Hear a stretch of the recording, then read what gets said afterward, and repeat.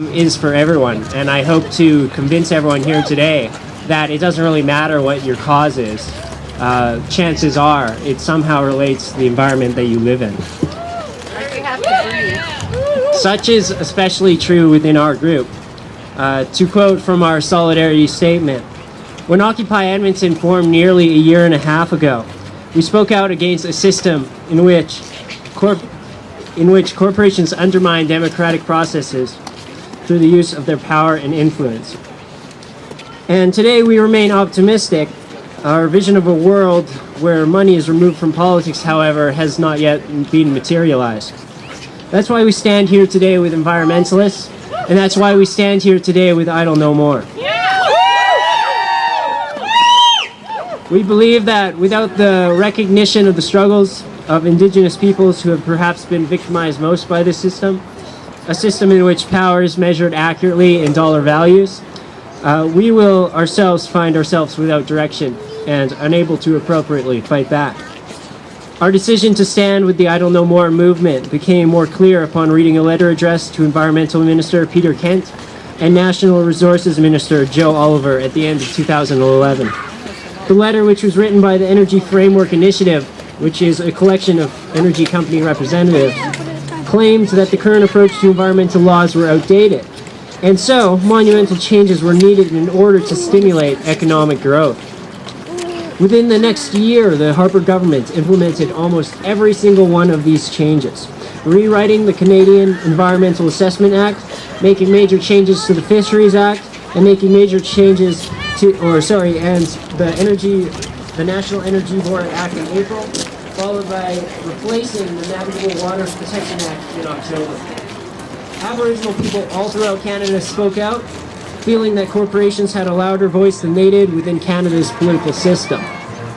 Now, if this sounds familiar, like a familiar story, it's because it's the same story that brought us together to fight Wall Street. It's the same story that brought us together to fight austerity. And now it's the same story that brings us together to fight for our environment. There is a democracy deficit in Canada and throughout the world that places corporate interests above local citizen-based ones.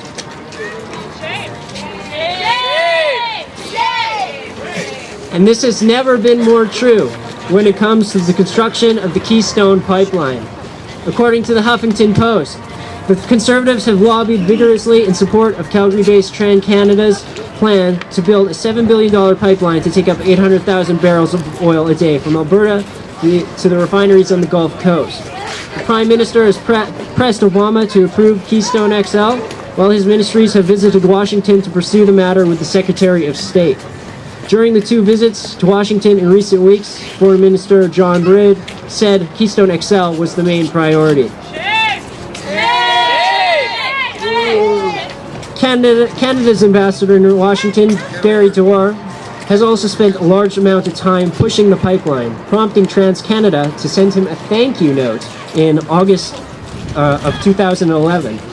The email from the pipeline firm read as follows: I just want to send a quick note of thank you and your team for all the hard work and perseverance in helping us get this far. I know it has made a big difference. So these personal relationships between industry and states continue to exist in Canada. In contrast, citizens continue to be ignored. According to polls conducted in Post Media News and Global Television, a majority of Canadians believe that the Harper government is doing a poor job of protecting the nation's environment. The Ipsos Reid survey suggests that 61% of Canadians disagree with the statement that Harper government is doing a good job at protecting the environment, and 63% disagree with the statement that the Harper government has struck a balance between economic growth and environmental protection and management. But the reach of corporate influence goes beyond Canada's borders. TransCanada has spent millions to convince federal and state politicians of the pipeline's value. In Nebraska alone, TransCanada has spent almost $1 million lobbying lawmakers and also helped to set up a nonprofit called Nebraskans for Jobs and Energy Independence. The group paid for a robocall that contained the following message: please press 1 now to authorize us to send a letter to Secretary of State Hillary Clinton in support of the Keystone XL pipeline, which will help lower gas prices, create American jobs, and reduce our dependence on oil.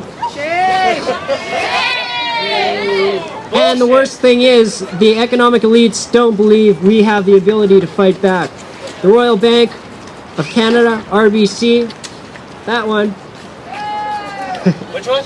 This one, this week, placed a 75% probability that Keystone XL would be approved in mid-2013. And they have a vested interest in it too. On Tuesday, June 16, 2009, RBC Capital Markets, as one of three joint book runners, launched over $1.6 billion bought deal of common shares.